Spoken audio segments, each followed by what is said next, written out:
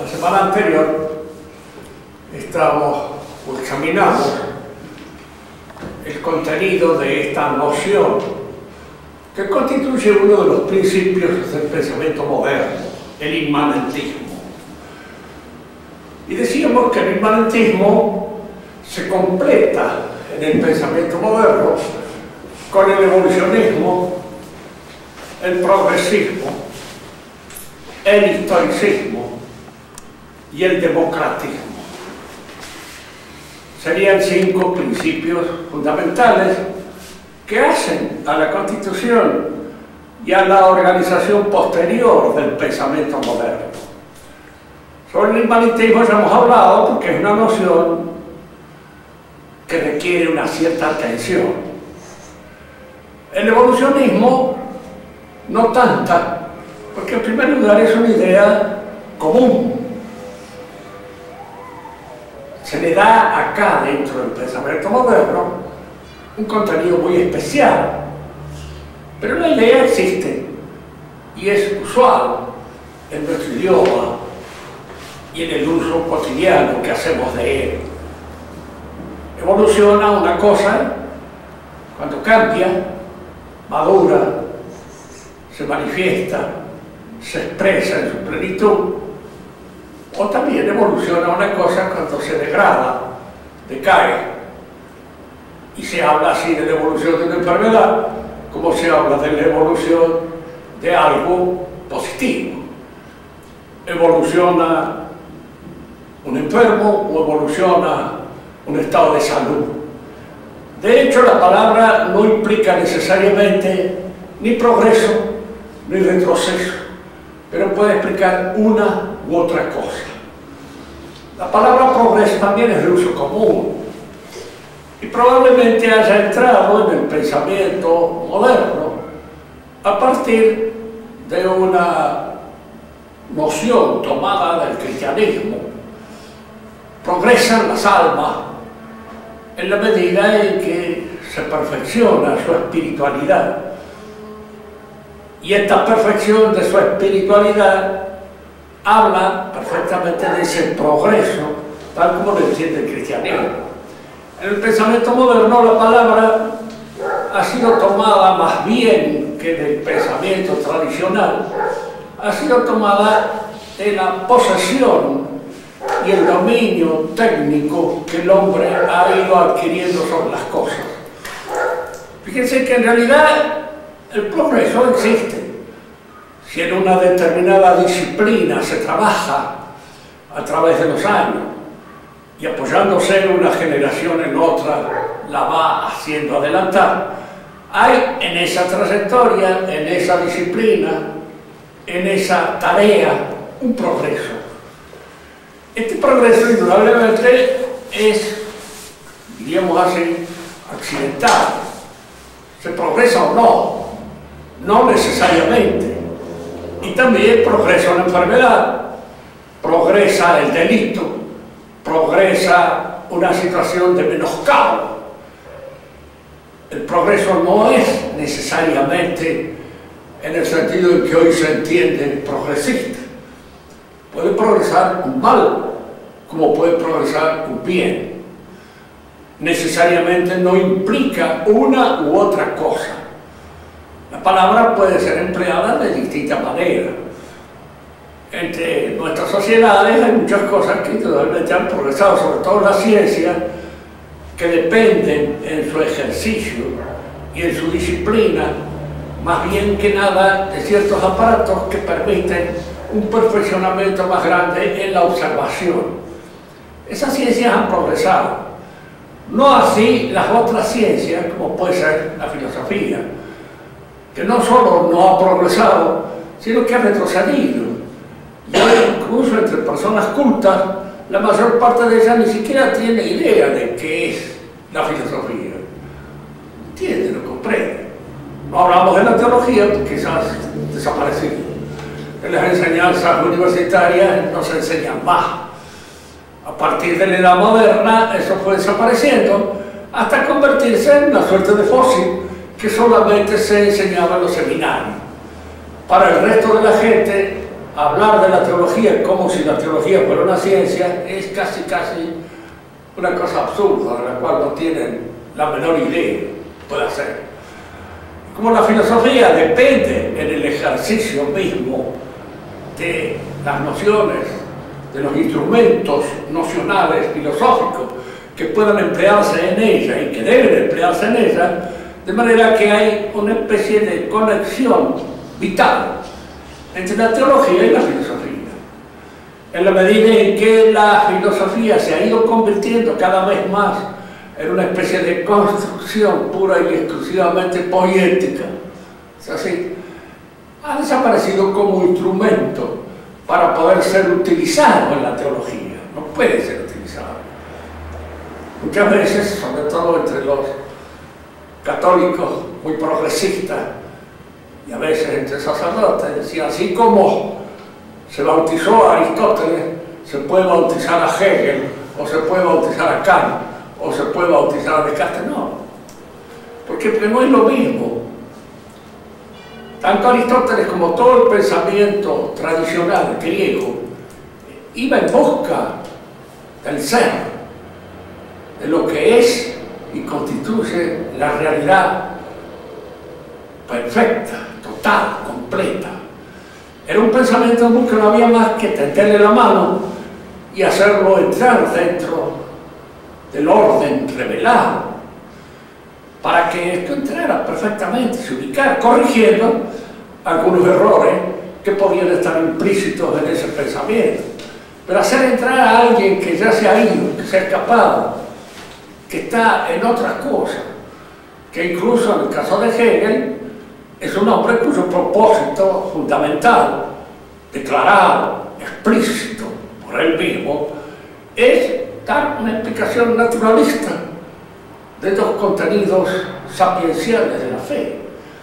De manera que el propósito de ella es un propósito que actúa en contra de la fe. Querer bautizarlo, querer hacerlo entrar en la fe, es un esfuerzo destinado a fracasar completamente.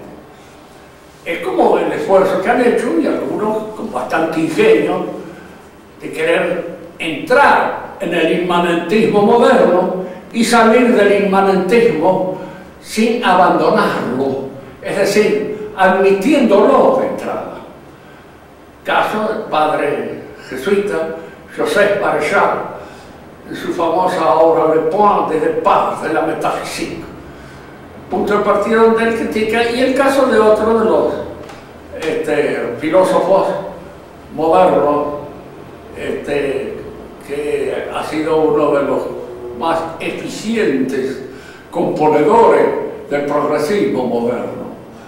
Pero en este momento no me sale el apellido, pero lo tengo todos los libros de él en mi casa. Y que él también trató, dentro, sin salirse del inmanentismo, de encontrar una salida natural. Y eso les dice que es tiempo perdido, porque cuando uno entra, pierde de vista lo que podemos llamar las evidencias inmediatas, se perdió. No hay ninguna posibilidad. Uno me podrá decir, pero Kant sabe que hay un mundo exterior a nuestro pensamiento. ¿Sí? Sí lo saben. ¿Por qué? Porque así se lo dice el pensamiento. Porque está inscrito en el pensamiento. Y entonces, si en el pensamiento está inscrito que hay un mundo exterior al pensamiento, claro, en el pensamiento hay lo que podríamos llamar una inclinación, una proyección de tipo realista, sí, pero eso siempre está en el pensamiento y como una consecuencia del pensamiento. No hay que olvidarse del dicho escolástico, clásico, del noce al esse non vale consecuencia. Es decir, del orden, de lo que se impone como una verdad de tipo lógico en el conocimiento, no puede ser trasladado al orden real. Es siempre lo que podríamos llamar una renovación del argumento ontológico. Habíamos visto que el argumento ontológico es que yo tengo en mi pensamiento la idea de un ser perfecto, más perfecto que el cual nada puede existir, nada puede ser. Necesariamente ese ser existe. Fíjense que hay muchas exigencias del pensamiento que son de ese tipo, sobre todo en matemáticas. No puedo tener la idea de un triángulo que no tenga 3 lados y que en cierto modo esté formado por 3 líneas que se cortan en puntos llamados vértices. Es una exigencia intelectual, es una exigencia del pensamiento. Efectivamente no puedo pensar en un ser perfecto sin pensar que existe, pero no estoy saliendo del pensamiento. Existe. Independientemente de que yo lo piense así, es otra cosa, porque del orden del pensar al orden del ser hay lo que podríamos llamar un foso profundísimo. Una cosa es que esto se impone como exigencia del pensamiento y otra es que se imponga como realidad. Bien, hemos visto entonces que estas nociones, progreso, evolución, son nociones comunes y que surgen de nuestra experiencia cotidiana de la vida, pero que no necesariamente el progreso se impone en todas partes, ni existe independientemente que nosotros actuamos en él.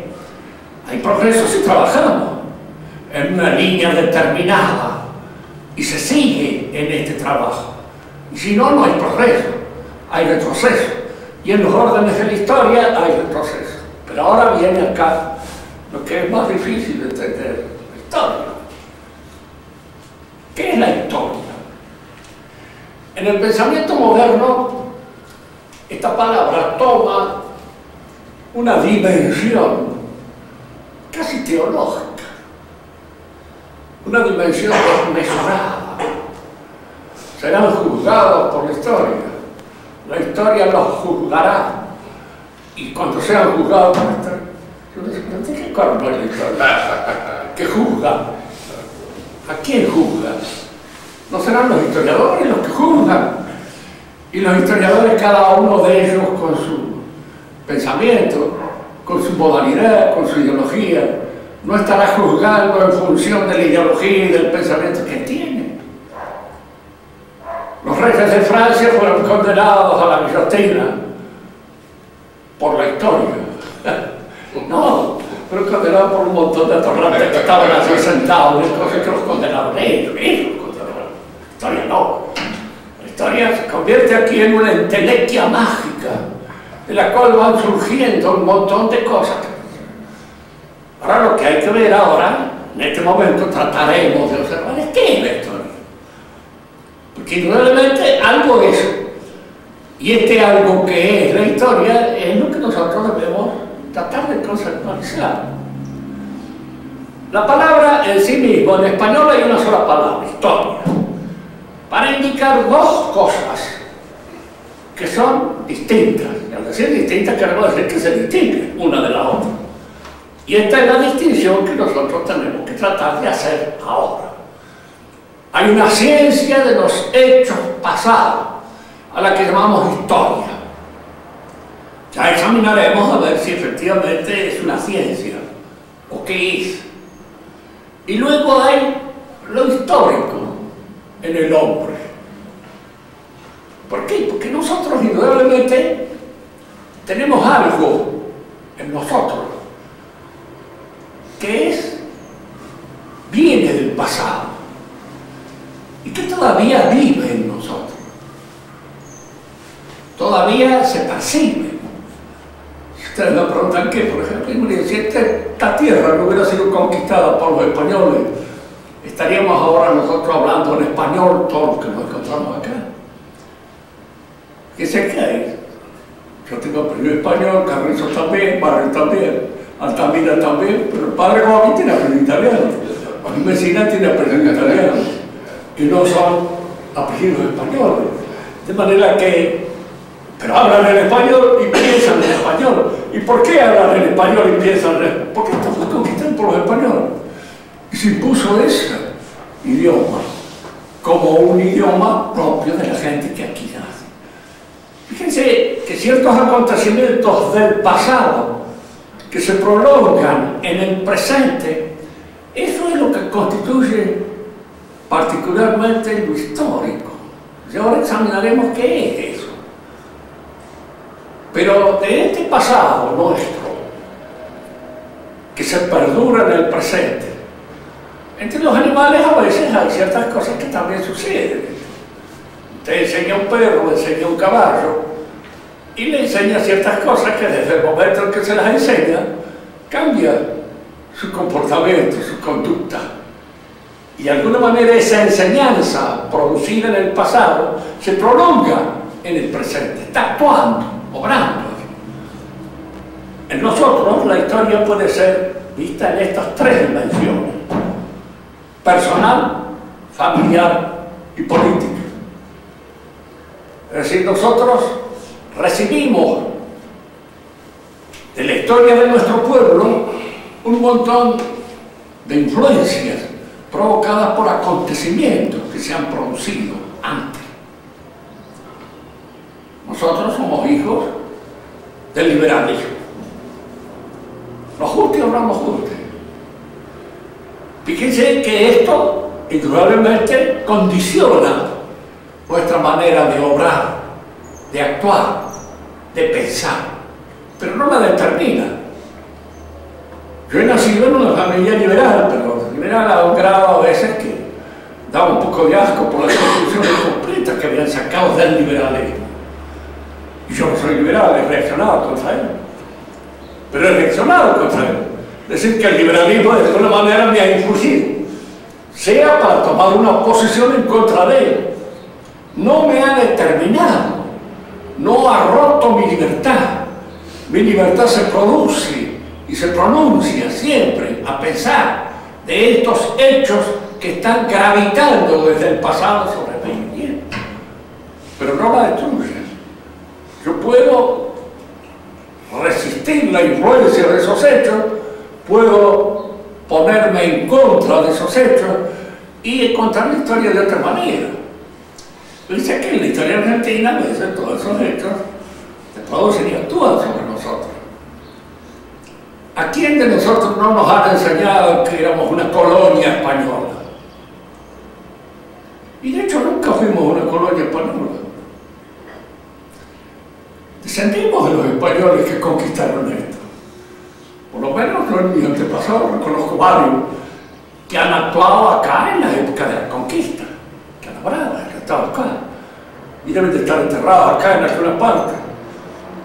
Y no han sido gente que han obrado conmigo o con mis antepasados como si fueran un pueblo dominado, dije, nunca. El imperio español del cual formábamos parte se rompió. ¿Por qué? Porque le faltó fuerza para sostenerse. Fíjese que en cierto modo cuando San Martín viene acá, uno muchas veces se pregunta a veces la actitud misma de San Martín. ¿Por qué un caballero como era él y un noble no fue fiel al vasallaje que tenía con la corona española? Y sí, él trató de hacer todo lo posible.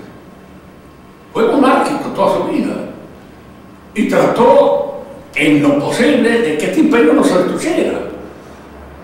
Hizo lo que pudo para que no se destruyera, pero indudablemente fue obstruido por la existencia de una serie ya de masones liberales que actuaban en el poder y que en un momento determinado lo obligaron a tener que irse porque no pudo seguir teniendo los instrumentos en sus manos para alcanzar aquello que él hubiera querido, que la salvación del imperio sin España, porque España estaba destruida, estaba rota, se había roto sola, ya no había necesidad de conmoverla mucho porque se caía a pedazos por sí mismo. Y esto San Martín que vivía ya no sabía porque lo había contemplado en su propia actividad como militar en el ejército español, y ha visto. De manera que lo que trató de hacer fue eso.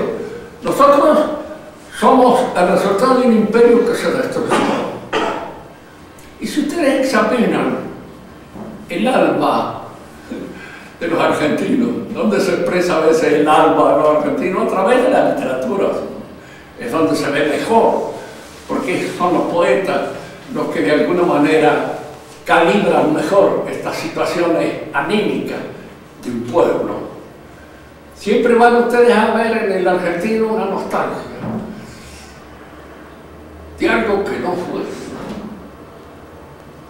de algo que pudo ser y no fue, de algo que nos ha sido quitado, de algo que nos ha sido robado, de algo que nos ha sido frustrado. Esa noción se ve, la observan ustedes en el Martín Fierro, la observan ustedes en el Segundo Sombra. He hecho nada más que señalar dos obras literarias, las más, diríamos, adscritas a nuestro modo de pensar, a nuestra manera. Esa nostalgia se ve en eso. No hago nido en este suelo donde hay tanto que sufrir, y pocos me han de seguir cuando yo remonte el vuelo. Eso dice Martín Fierro. ¿Por qué? Porque hay esa nostalgia. El mismo Borges, que en sus momentos determinados es un poeta. No es un gran poeta, como diría el padre Castellani, pero es un poeta. Y en cierto modo, diríamos, es un poeta discreto, que da con ciertas cosas. Y cuando habla así de los criollos, él hace una referencia muy linda, cuando dice: una epopeya se ha perdido en sórdidos, diríamos, en sórdidos episodios policiales. Cuando habla así de todos estos tipos que de alguna manera representaban a la Argentina en la época en que todavía se cultivaba el coraje, y a veces este coraje se lo cultivaba mal. Se llamó Mario Nicanor Isidro, murió en los atrios donde se hacían las elecciones antes, en el Paraguay, en los prostíbulos, de cualquier lado. Y se estudiaba. Este hombre que era de alguna manera el continuador de nuestra tradición histórica. Lo era. Pero lo era así también en ese sentido de que es la decadencia, de que es algo que se perdió. ¿Qué dice el chico cuando lo ve a los segundos sombras? Vio una sombra, caballo, como un centauro, y después esa sombra desaparece. Cuando él lo ve alejarse, cuando él se va, porque no puede estar en ninguna parte, lo ve cortarse del horizonte, como una sombra que se ha desaparecido. Bien, nosotros tenemos esa nostalgia y tenemos ese dolor de algo que incluso a veces no sabemos qué, por qué. Y es que nosotros venimos de algo que fue una cosa muy grande, se perdió. Y eso se perdió para siempre. Y realmente son cosas que pertenecen a la arquitectura. Pero eso nos ha formado intrínsecamente. Eso actúa sobre nuestras actuaciones espirituales. Aquí es donde hago la aclaración. La historia no nos tiñe físicamente, aunque en la manera de ver, de actuar, de vestirse, uno se da cuenta que es hombre de una época o de otra. Yo mismo, todos nosotros, ya no nos vestimos como se vestían hace 50 años. Antes había una formalidad que se ha perdido.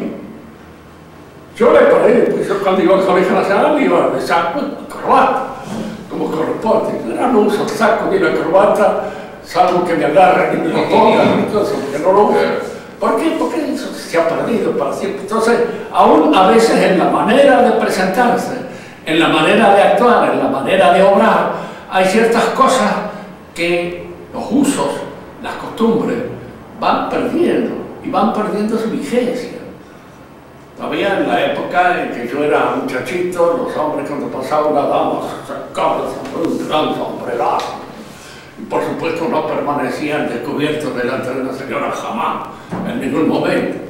Esas cosas ahora se han perdido y por poco no lo decían. Otra vieja y otra nueva han ido perdiéndose.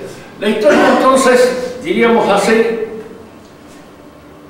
son los hechos del pasado que se reflejan en el presente y en alguna medida condicionan nuestros actos espirituales. Y al decir nuestros actos espirituales queremos decir los actos del hombre.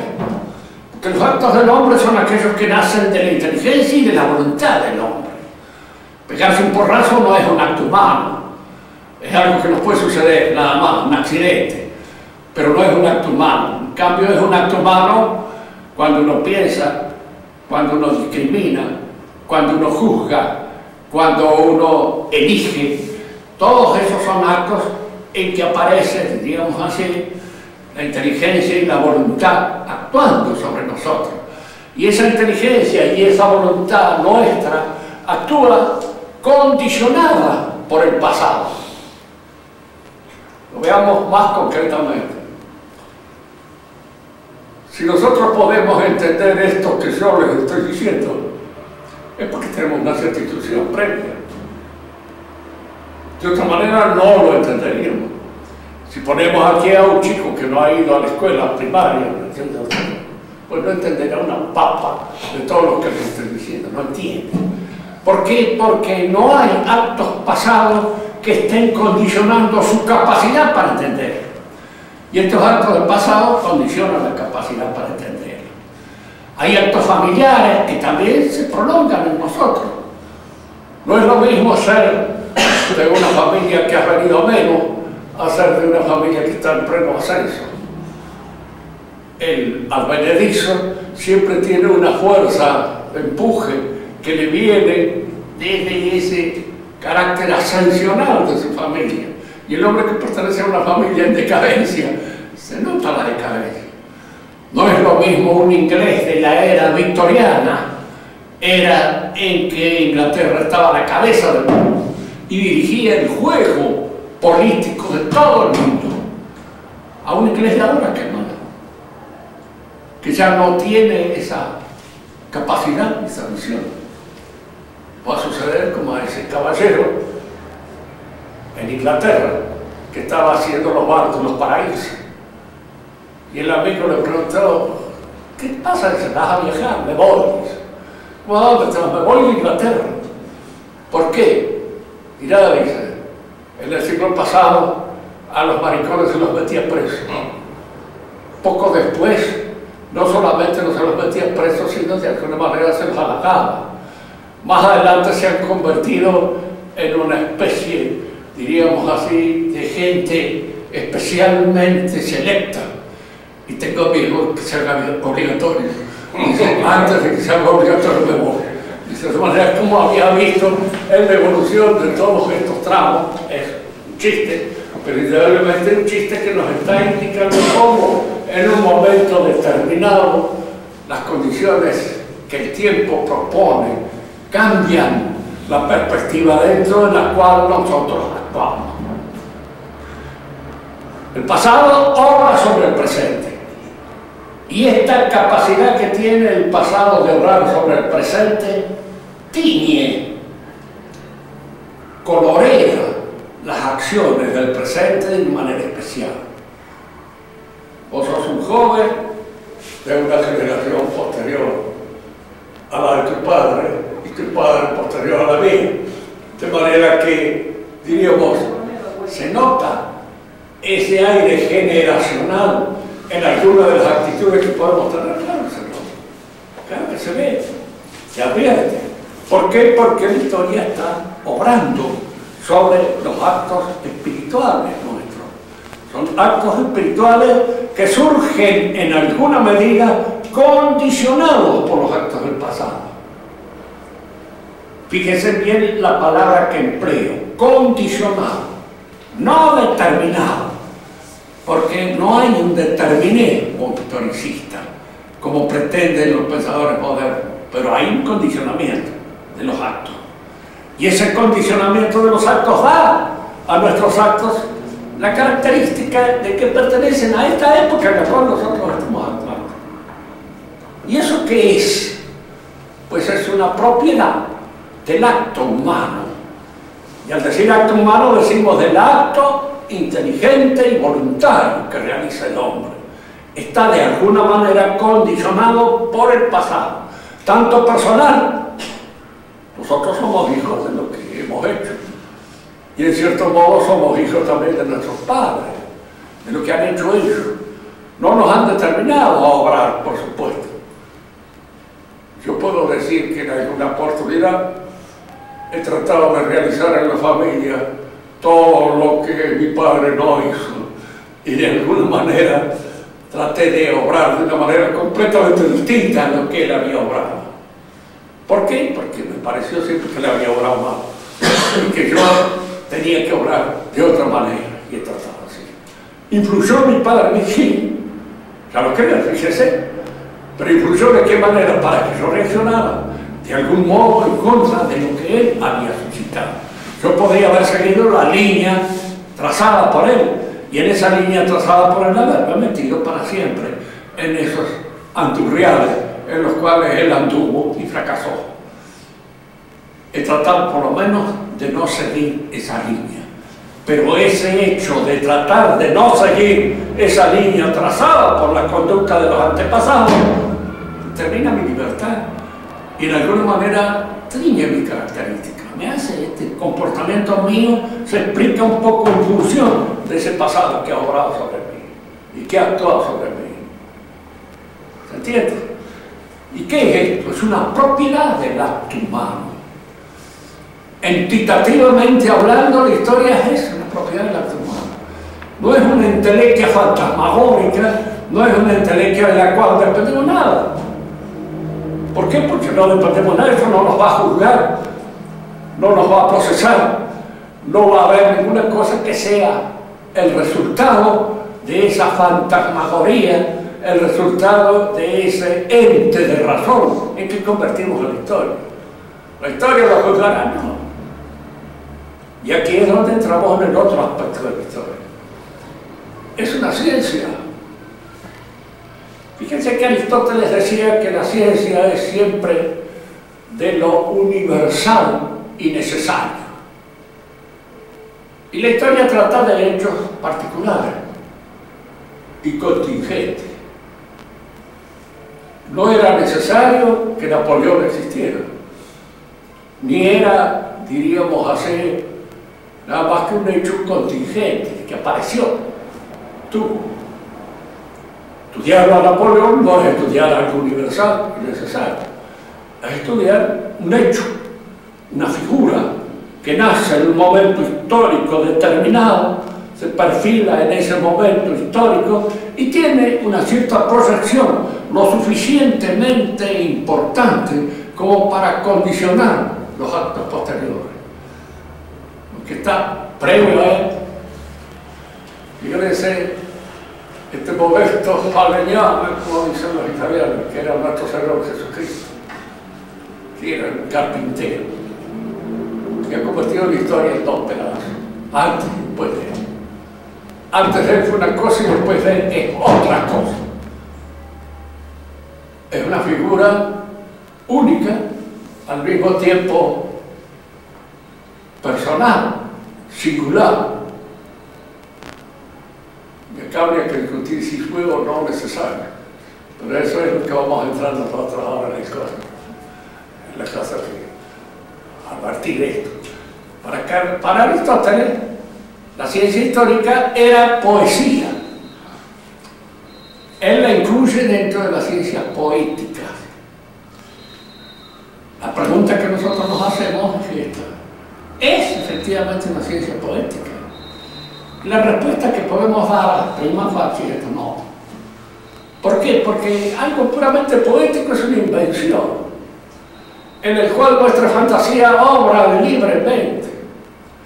Si yo quiero de alguna manera recuperar una época histórica, tengo que estudiarla, tengo que considerar los datos que acerca de esa época existen, tengo que observar de alguna manera todos aquellos elementos testimoniales que me permiten conocer esa época. Y una vez obtenido esos testimonios, una vez deflorado, observado, con la minuciosidad posible del que investiga todos esos testimonios, da entonces una interpretación de la época. Pero esa interpretación no es libre. diríamos, el que inventó esta iglesia, el que la hizo, obró con toda libertad para hacerla. Indudablemente su libertad está siempre condicionada porque un templo es un templo y no se puede hacer cualquier cosa. Si nosotros lo que queremos hacer es un aula en donde se enseñan ciertas cosas, pues no hacemos un templo. Pero hay en ella una libertad de actuar que no está en la de aquel que reconstruye, por ejemplo, el Partenón o una iglesia que existió antes. Porque entonces hay que fijarse en cuáles son los elementos de juicio que yo tengo para erigir un monumento que siga significativamente todo aquello que era ese templo. No obro libremente, no improviso, no estoy creando un templo, estoy recreando una cosa que fue, una cosa que existió. Y entonces que aquí es donde aparecen en el historiador dos cosas que son distintas. Una es el historiador que busca los datos, que investiga, como se dice hoy. Investiga los datos que han existido acerca de esto o lo otro. Pero luego tiene que estar aquel que reconstruye la época. Y en esta reconstrucción de la época, indudablemente entra una gran dosis de imaginación y de capacidad creadora. Es decir, la historia no es puramente teórica porque no es algo que yo estoy observando como algo que sucede. No, sucedió. Y como sucedió, desapareció de mi consideración. Yo lo que considero son los datos, los elementos, los testimonios que me permiten hacerme una idea de lo que pasó. Pero esta idea de lo que pasó no es una idea que surja de esos datos y de esos testimonios hechos. No, la tengo que hacer yo. Y al hacerla yo tengo que poner en movimiento mi inteligencia, mis conocimientos de la realidad, mis conocimientos del mundo y mis conocimientos del hombre.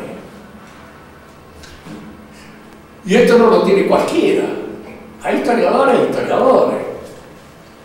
Hay algunos catalogadores, de hecho, que son necesarios porque hay que catalogarlo, hay que catalogarlo, hay que reconocerlo. Y hay intérpretes que les falta en su interpretación registros humanos. Recuerdo que una vez con una discusión con alguien decía: a vos te es imposible hacerte la idea de lo que pudo ser un caballero. ¿Por qué? Porque no lo es. Y entonces mal puede hacerse la idea de lo que pudo ser el caballero. Esto que es caballeresco no está en tu registro. No lo ves, no lo observas. Entonces estás considerando a un caballero como podés considerar a un tarrote cualquiera de estos que andan dando vueltas por acá. Y ahí es donde tu conocimiento del pasado se estropea. ¿Por qué? Porque te falta conocimiento del pasado.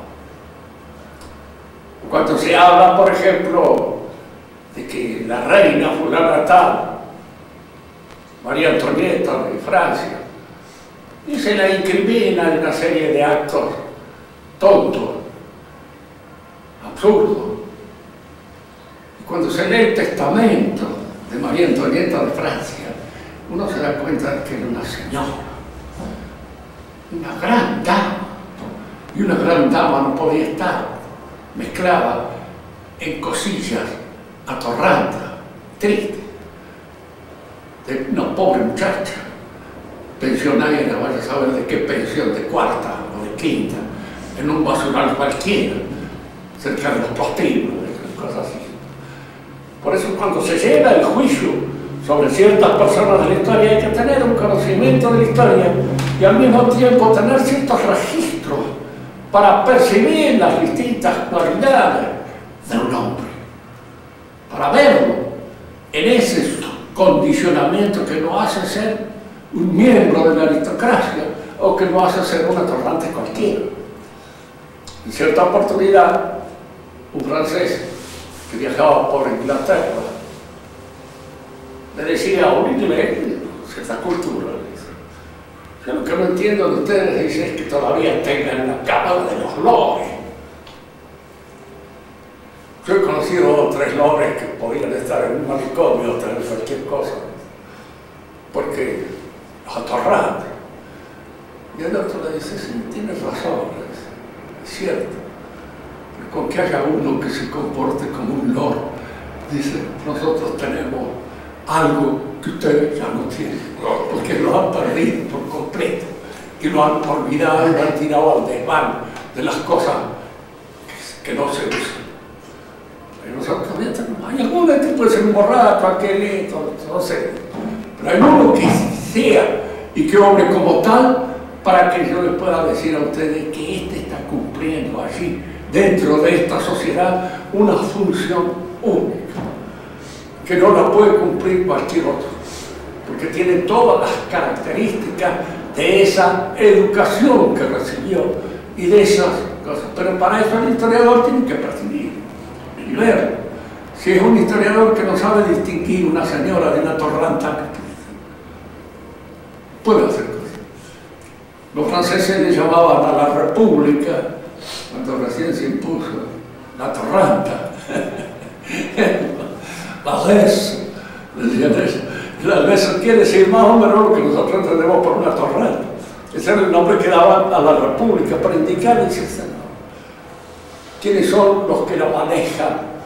Pues una es de universitario manejado por unos cuantos usureros. ¿Y qué hacen? ¿Qué quiere eso en la república? Esta república también. Una es tipo surgido de las universidades que hacen lo que les indican los usureros y los vendedores de porquería, que son los que los manejan. Estos son. Yo dirá, bueno, la historia entonces es una ciencia. ¿Y qué clase de ciencia es? ¿Es una ciencia teórica? No. ¿Por qué? Porque yo no lo puedo observar en su desarrollo, contemplarla. ¿Es una ciencia práctica? Tampoco. Porque no puedo yo, con lo histórico, puede servirme de ejemplo en un momento determinado. Y puede servir de ejemplo para la conducta nuestra. Ciertos personajes históricos que han valido, han sobresalido y que de alguna manera aparecen como ejemplares dignos de ser imitados. Bien, pero eso no la hace ciencia práctica, porque la ciencia de la conducta no tiene nada que ver con la historia. ¿Es una pura poesía? Tampoco. No es una pura poesía. ¿Por qué? Porque en la poesía yo estoy libre de inventar. Alejandro Dumas, cuando hizo algunas novelas históricas en las cuales desparramó a profusión su gran imaginación, que la tenía en grande, había uno que les dice, lo probaba, vous savez, violer l'histoire, te ha violado la historia. Oui, me le fait descendre, mieux que relativo.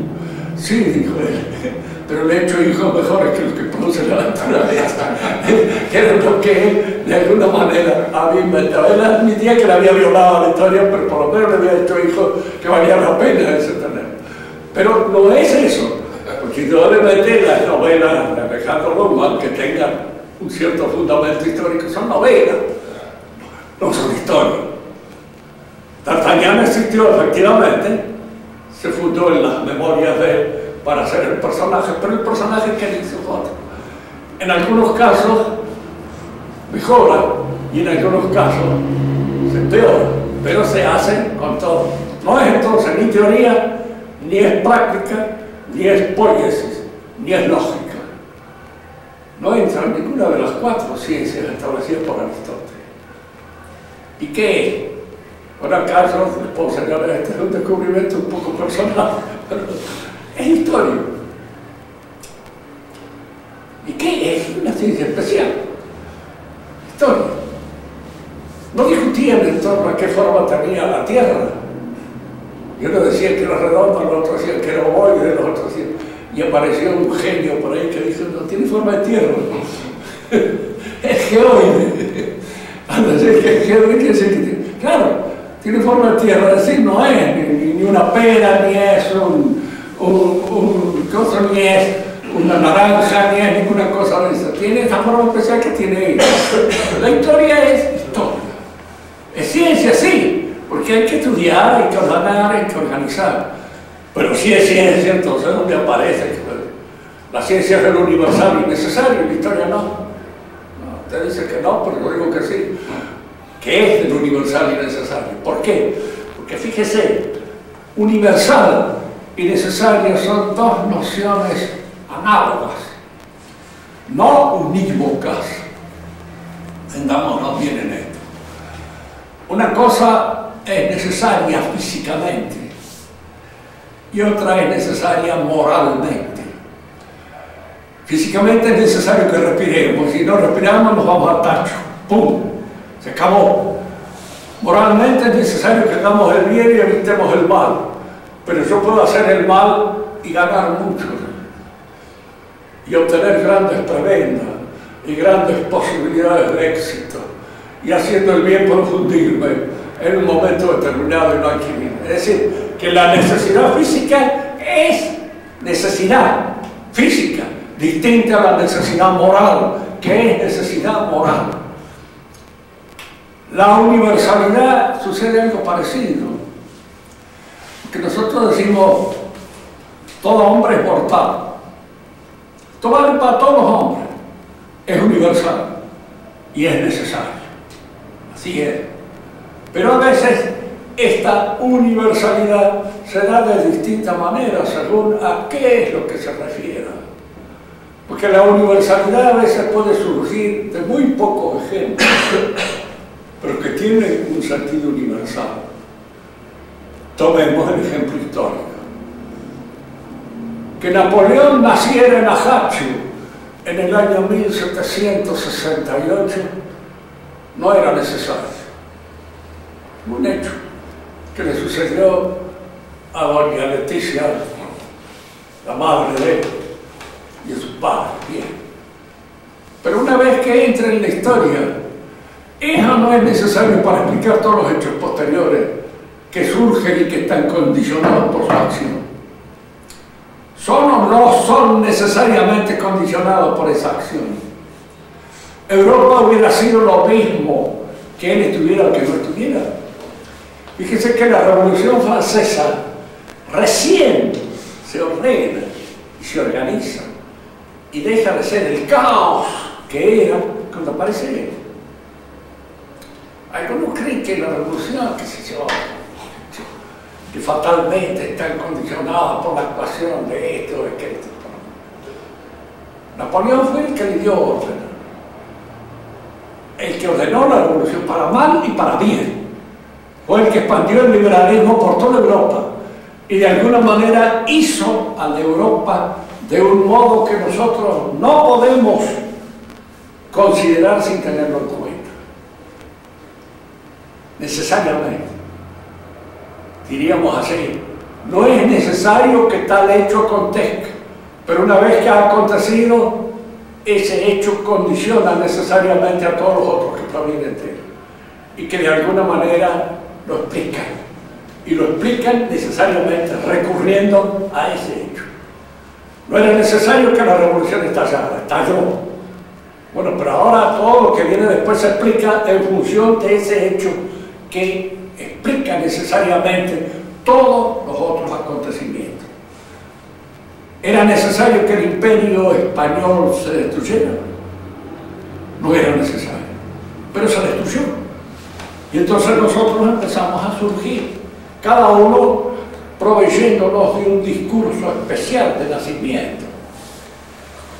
No decía Vicente López y Planes en nuestro himno nacional: se conmueven de nunca las tumbas y en sus huesos revive el ardor cuando ve renacer en sus hijos de la patria del antiguo esplendor inca. Él era hijo de gallegos, de entrada, y de gallegos recientes. Don Vicente López y Planes no venía de gallegos de varias generaciones, no, de gallegos de incas. Y sentía renacer en sus huesos el ardor de los incas. Eso es un discurso. simplemente preparado con el objetivo de explicar aquello que se hizo y aquello que se fundó y poner en la gente que era absolutamente necesario desvincularse de los españoles que habían venido rompiéndonos el trasero a patada desde que llegaron hasta que, cosa que era falso. Nunca fuimos una colonia, ni nunca fuimos aplastados a patadas por nuestros padres, por nuestros abuelos españoles. De ninguna manera, eso es falso completamente. Pero había que inventar ese discurso. Y había que inventarlo para que de alguna manera justificar todo lo que se estaba haciendo en ese momento de revolucionario y de contrario a la tradición que nos había formado y que nos había forjado. La historia entonces es una ciencia especial. Eso es, a mi criterio, una ciencia que tiene un estatuto particular que no fue visto ni por Aristóteles ni por Santo Tomás. Lo ha visto usted, que es un genio que está con el mismo. No. Es fácil cuando se llega a cierta madurez encontrar la explicación. Encontrar la explicación perfecta que es esta, hay otra. Yo esto lo he propuesto en un círculo de gente, los cuales eran entendidos en filosofía, y les ha parecido perfectamente aceptable, en el sentido de que reconoce el carácter científico de la historia, su universalidad, su necesidad. El carácter universal histórico es distinto a lo universal en el sentido cósmico del término. Que todos los hombres mueran vale para todos los hombres. En un momento determinado, un acontecimiento histórico es un acontecimiento que se proyecta a una sociedad determinada. Y su universalidad está detenida en los límites de esa asociación, de esa sociedad. Pero allí tienen carácter universal, en esa sociedad. Por ahora, nada más. Dejamos esto para mejor oportunidad. Pero de esto, de la historia, no se puede hacer una entelequia absurda. Porque los historiadores manejan a veces los hechos y los manejan a su gusto, de acuerdo con lo que ven. Y de acuerdo con lo que ven es de acuerdo con la visión que ellos tienen de la realidad, que suele ser a veces bastante menguada, triste. Que hay historiadores que lo que hacen es continuar un discurso revolucionario. Sí, entendí la analogía de lo necesario con historia, pero ¿cómo? no entendí yo la analogía de lo necesario con la historia, pero no entendí la analogía de lo universal en la historia. Sí. ¿Cómo es? Y bueno, eso, lo universal es aquello que vale para una sociedad determinada. Y en ella se explica como válido para todo ese ámbito, pero no para todos los ámbitos. ¿Sí? Ahí en ese ámbito. Sí, hay analogía de lo universal y hay analogía de lo necesario. Lo necesario en el orden físico es necesario y al mismo tiempo es distinto de lo del orden moral, donde la necesidad es de otra índole, que está en función un poco de nuestra libertad. Hablando de distintos historiadores, ¿qué opinión les merece Félix Luna, que lo tenemos tan cerca a nosotros? Oh, no, Félix Luna es un tipo inteligente. Y es radical. Bueno, sí, ¿qué va a hacer? Nadie es perfecto. Claro. Nadie es perfecto. Hay una contradicción. Claro. Es decir, que radical es una cierta limitación, una cierta lengua que se pone. Pero es un buen historiador. Sí, es bueno, se funda bien.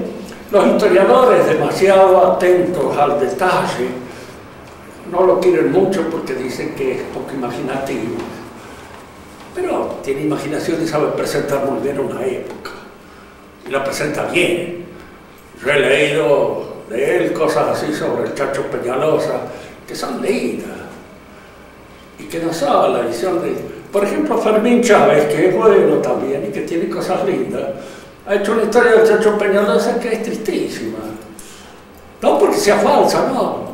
Sino porque está hecha de tal manera, diríamos así, catalogados los hechos puestos unos tras otros, como en un catálogo, que resulta poco vivir. Está que es un personaje lindo para hacerlo vivir. Y Félix Luna lo hace vivir un poco. Le da, porque él es un criollo también. Estos Lunas son de ahí, de La Rioja. Digo yo, porque los Carrezos son de Tucumán y de claro. Los Lunas son de ahí. Él es nieto de Pelágico Luna. Y esa es parte de lo que tiene él, cosas para vivir, el ambiente nuestro. Lo conoce, lo ve, observa bien. Y cuando pequeño, ese es ahí. En la vida misma de Martín Fierro, yo les decía una vez, escribí un artículo que me lo publicaron en una revista española, en la revista de Elías de Tejada, Nanuar, que publicaron el artículo. Yo les decía, mire, yo no soy ni gauchófobo, ni gauchófobo, ni gauchudo, ni gauchista, ni nada. Pero me he criado en el campo, en el ambiente en que vivía. Y he conocido a mucha gente que podía haber tenido la misma historia de Martín Fierro. ¿Quién era? Uno los hace, lo presentan allí como si fuera un pobre peón. No dice que haya sido un pobre peón. Él dice, yo también tuve mi rancho, hacienda y mujer. Y cuando él se va para la frontera, engancha, él le deja las cosas a su mujer. Cuando vuelve, no encuentra nada. Pero era un hombre que era dueño de algo.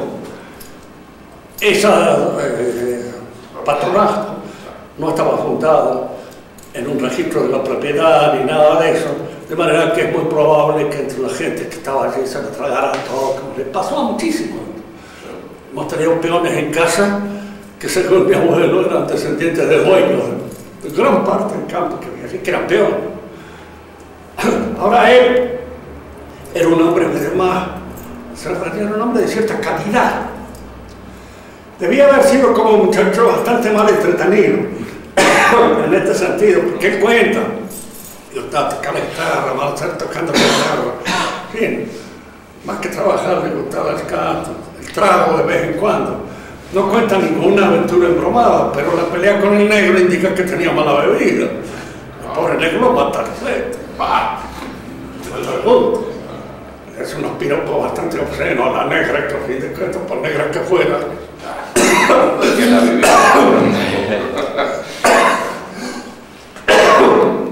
Pero así es. Él después se le descubre la buena meta, porque cuando está entre los indios, este es pobre cristiano, quiere ayudar a un indio que cristiano quería ser, incluso se juega la vida para salvarlo. Y después se juega la vida para salvar a la mujer. Él estaba castigando al niño. Es decir, era un caballero. Y ese caballero le sale del fondo del alma, en la situación, diríamos así, cumple, final, en que se manifiesta la caballerosidad en todo su esplendor. Hace un ratito habló de un francés que quiso bautizar el inmanentismo. ¿Quién es, Maritain? No, Maritain no. Marechal, y el otro es uno que es más importante que Maritain, como Blondet. Maurice Blondet. Ah, Blondet. Es un nombre que me quería acordar y que a veces se me va porque la teleesclerosis avanza. Gracias. Aunque lo dejo, sí. Maurice Blondet, yo no lo conozco mucho, porque incluso iba a venir personajes lindos como hombre. Lo invitaron aquí al Congreso de Filosofía, pero se hizo acá en el 49, sí, en el 49. Lo invitaron y él mandó una carta muy linda, tenía 90 años, no podía venir, hubiera gustado, la puta. Y él es el que trata, yo tengo todas las obras de él, y las he leído. Tiene cosas muy lindas porque es pensador muy cristiano, pero está equivocado en el fundamento. Es laico él, ¿no? Laico él, ¿no? No era cura, era laico, digo. Blonder era laico, ¿no? Es laico, sí, es el laico, era profesor ahí en un lugar de la Provenza, de la ciudad, una universidad de aquí. Él, Lavelle y Lezan, pero Lavelle es más tradicional. Tiene también algunas cosas así, pero tiene cosas muy lindas, muy lindas. Este también lo he leído bastante. Una pregunta, a ver si nos puede aclarar.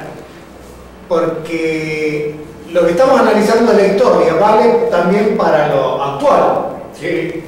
Porque, digamos, la historia es recrear para tratar de explicar los hechos que sucedieron. Sí. Pero sabemos por la realidad de que muchos de esos hechos no se explican con una verdad absoluta, porque pueden tener varias interpretaciones. Y lo mismo ocurre con los hechos actuales. Entonces, desde ese punto de vista, evidentemente no es una ciencia que tenga una exactitud. No. Porque yo puedo interpretar un hecho de distintas maneras, incluso de forma absolutamente No, lo contraria. que pasa es siempre en esto. La exactitud nunca hay. Y usted al pasado que pasó no lo conocerá jamás como fue. Primero porque los sucesos se dan en determinados grupos y los que lo interpretan ya están fuera de ese grupo. Pero la interpretación tiene que estar bien fundada. Y eso sí se puede probar, si está bien fundada o no está bien fundada. Y luego si es o no es una interpretación inteligente, que eso es fundamental. Por ejemplo, para interpretar el gobierno de Menem. Ahora, para Menem era toda una belleza, todo lo que hizo era una...